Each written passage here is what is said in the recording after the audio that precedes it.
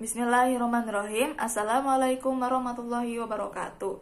Perkenalkan, nama saya Siti Marwah dari BKI 4E. Di sini saya akan menjelaskan materi tentang prinsip dasar manajemen dan organisasi BK. Pengertian manajemen berasal dari bahasa Perancis, yaitu manajemen, yang berarti seni untuk mengatur atau mengelola sesuatu. Dalam bahasa Inggrisnya berasal dari kata manage, yang berarti mengelola atau mengendalikan. Secara etimologinya, manajemen adalah sebuah seni untuk mengarahkan orang lain untuk mencapai tujuan utama sebuah organisasi atau bisnis melalui proses perencanaan, pengorganisasian, pengelolaan, dan pengawasan sumber daya yang efektif dan efisien.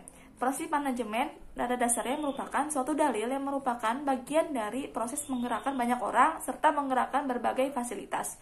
Umumnya, proses menggerakkan ini terjadi agar seseorang mau melakukan berbagai perbuatan atau tindakan dalam rangka mencapai tujuan yang dikehendakinya.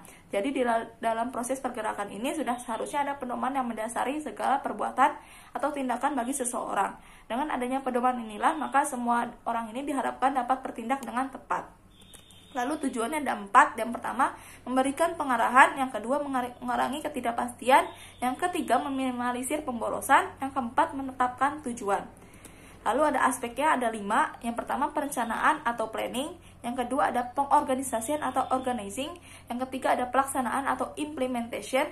Yang keempat, ada pengawasan atau controlling. Yang kelima, ada evaluation atau evaluasi atau evaluation. Lalu, yang pertama, perencanaan adalah proses penentuan tujuan atau sasaran yang hendak dicapai dan menetapkan jalan dan sumber yang diperlukan untuk mencapai tujuan itu dengan sebaik dan seefisien mungkin. Lalu, prosesnya yang pertama, menetapkan tujuan yang jelas dan target yang hendak dicapai. Yang kedua, membuat rumusan strategi yang akan digunakan untuk mencapai tujuan dan target itu. Yang ketiga, menentukan sumber daya apa saja yang berkapasitas untuk menjalankan strateginya. Yang keempat, membuat indikator keberhasilan dalam mencapai targetnya. Yang kelima, membuat sintesa, yaitu menyatukan beberapa kemungkinan yang ada untuk menghasilkan berbagai alternatif. Lalu, yang kedua, pengorganisasian, yaitu proses mengatur tugas, wewenang, dan tanggung jawab setiap individu dalam manajemen menjadi satu kesatuan untuk mencapai tujuan yang telah direncanakan. Prosesnya, yang pertama, mengacu pada perencanaan dan tujuan.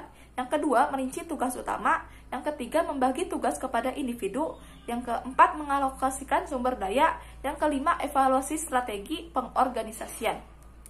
Lalu, ketiga, ada pelaksanaan, adalah perwujudan dalam tindakan dari rencana yang telah ditetapkan guna mencapai tujuan atau target organisasi yang telah ditetapkan. Prosesnya, yang pertama, mengambil keputusan. Yang kedua, mengadakan komunikasi agar ada saling pengertian antara pemimpin dan bawahan. Yang ketiga, memberi semangat, inspirasi, dan dorongan kepada bawahan supaya mereka bertindak. Yang keempat, memilih orang-orang yang menjadi anggotanya secara tepat. Yang kelima, memperbaiki pengetahuan dan sikap-sikap para bawahan ini agar mereka terampil dalam usaha mencapai tujuan yang telah ditetapkan. Lalu, yang keempat, ada pengawasan, adalah kegiatan yang dilakukan untuk memantau proses dan perkembangan pelaksanaan program peralatan untuk menjamin bahwa rencana telah dilaksanakan sesuai dengan yang telah ditetapkan. Prosesnya, yang pertama, menentukan standar yang akan digunakan. Lalu, kedua, mengukur pelaksanaan atau hasil yang sudah dicapai. Yang ketiga, membandingkan pelaksanaan atau hasil dengan standar. Yang keempat, membandingkan hasil lagi pelaksanaan kegiatan dengan tujuan awal atau rencana. Yang kelima, melakukan tindakan perbaikan. Jika ada kesalahan atau penyimpangan, segera lakukan perbaikan. Yang terakhir, meninjau dan menganalisis ulang rencana. Lalu yang kelima, ada evaluasi, adalah suatu proses sistematis dalam mengumpulkan, menganalisis, dan menginterpretasikan informasi untuk mengetahui tingkat keberhasilan suatu program dengan kriteria tertentu untuk keperluan pembuatan keputusan.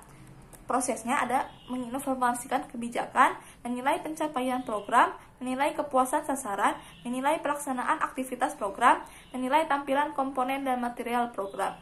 Lalu ada kelebihannya, yaitu meningkatkan efisiensi manajemen, membantu dalam mencapai tujuan sosial, menghasilkan pemahaman yang baik, mengarahkan bidang pelatihan, dan memandu pekerjaan penelitian dalam manajemen.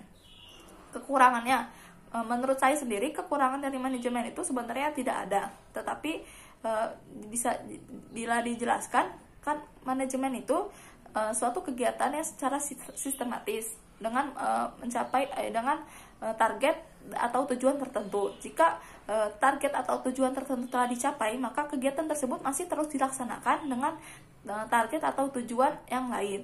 Mungkin segitu saja yang bisa saya sampaikan, kurang lebihnya mohon maaf. Terima kasih. Wassalamualaikum warahmatullahi wabarakatuh.